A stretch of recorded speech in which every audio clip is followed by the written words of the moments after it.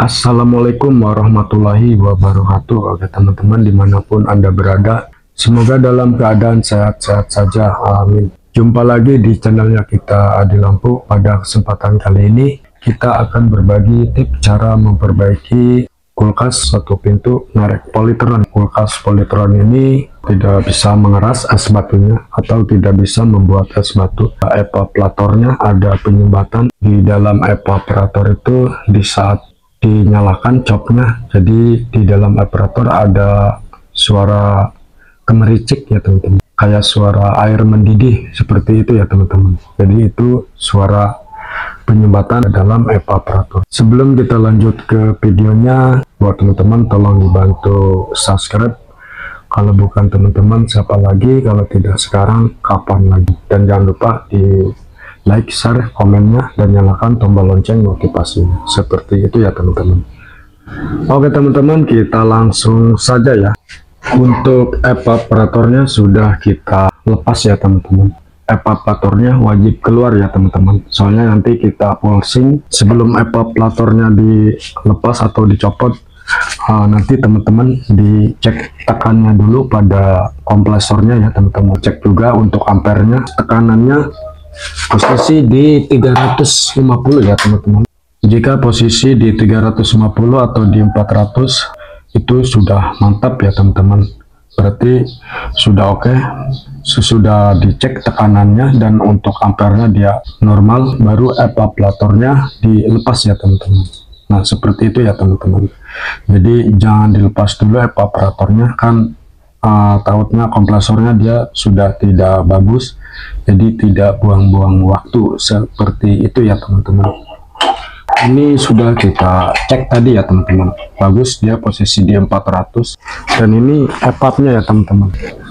Untuk bagian evaporatornya dipasang pentil ya teman-teman, jadi dipasangnya di pipa masuk ya teman-teman.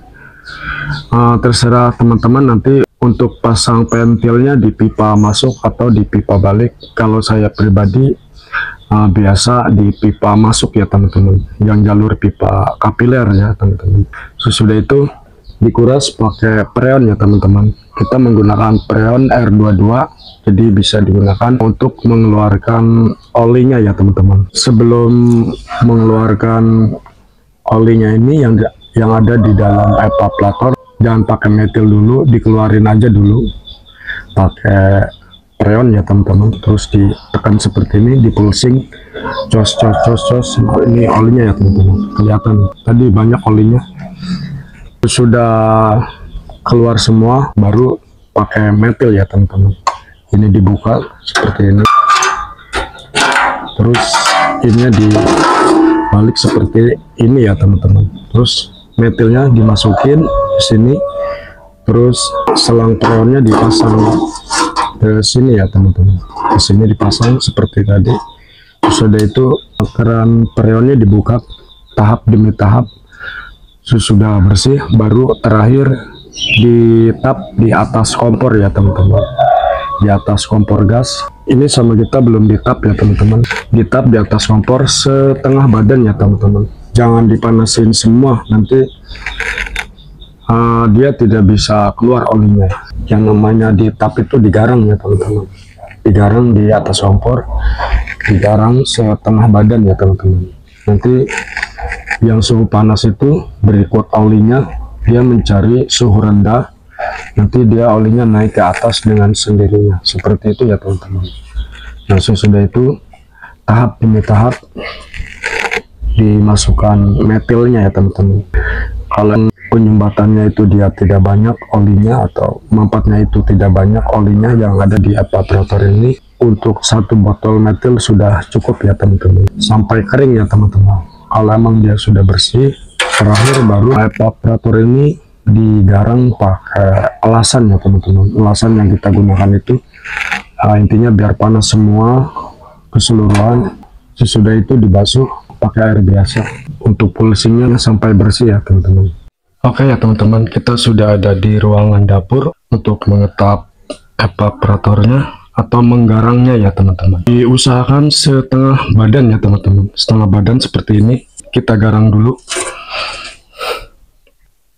nanti untuk pengetapannya kita percepat juga ya teman-teman, supaya tidak makan durasi. Kalau digarang seperti ini dia kayak ada suara air mendidih ya teman-teman.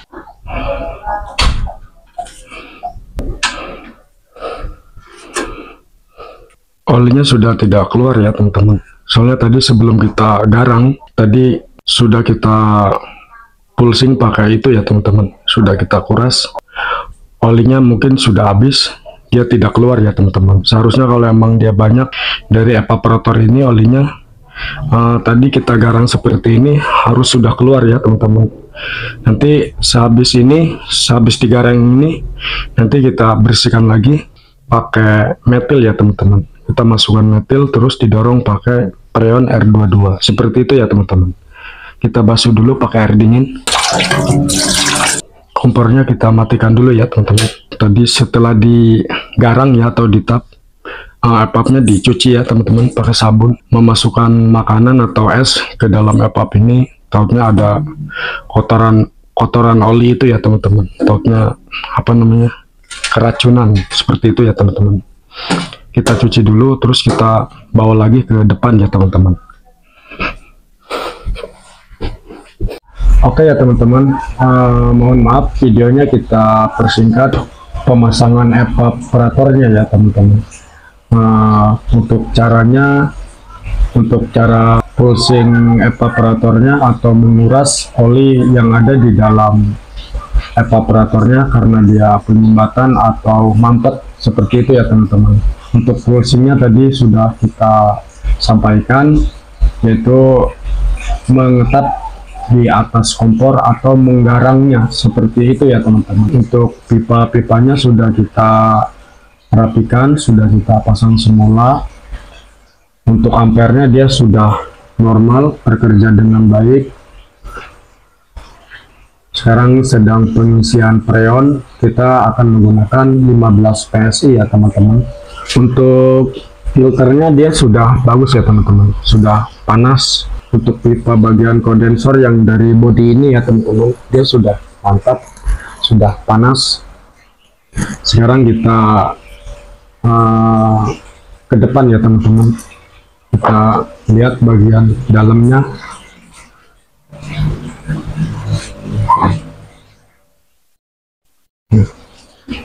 Sudah mantap ya teman-teman, jadi asap saljunya mantap.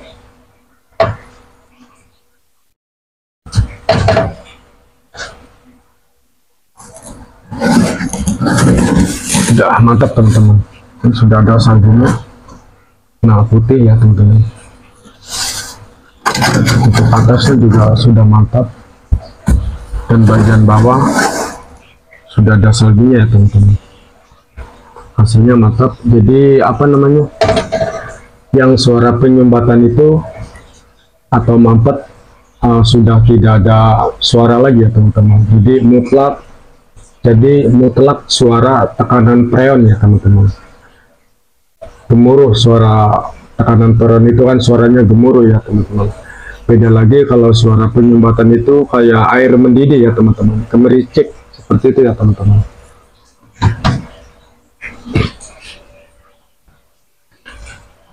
Kita sudah membuat es batu 6 biji ya teman-teman. Nanti kita masukkan ke dalam pisarnya. Ini kita menggunakan air sumur ya teman-teman buat mencobanya. Nanti kita lepas meteran freonnya, terus kita rapikan semula ya teman-teman. Kita masukkan dulu es batunya ya teman-teman. Kita pakai 6 biji ya teman-teman, yang ukuran setengah kilo. Kita cari yang ukuran 1 kilo di warung tadi nggak ada ya teman-teman, adanya yang ukuran setengah kilo. Tidak masalah ya teman-teman, penting hasilnya ya teman-teman.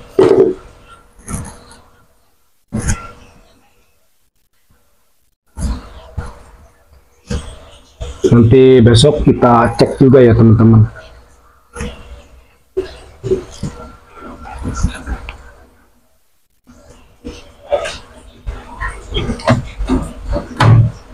Kita cek hasilnya besok.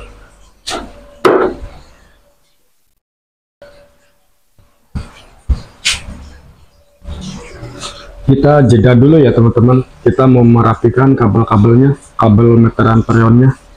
Oke teman-teman, kita cek sekarang di malam hari ya teman-teman.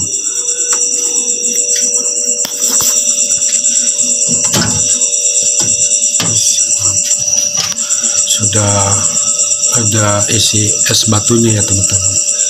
Besok pasti sudah keras. Ini sudah ada isinya teman-teman, sudah membentuk es batu. Besok pasti sudah keras, mantap ya teman-teman. Kalau yang ini es batu ini karena kita ikatannya kendor ya teman-teman, jadi dia netes, airnya beku seperti ini kayak gunung ya teman-teman.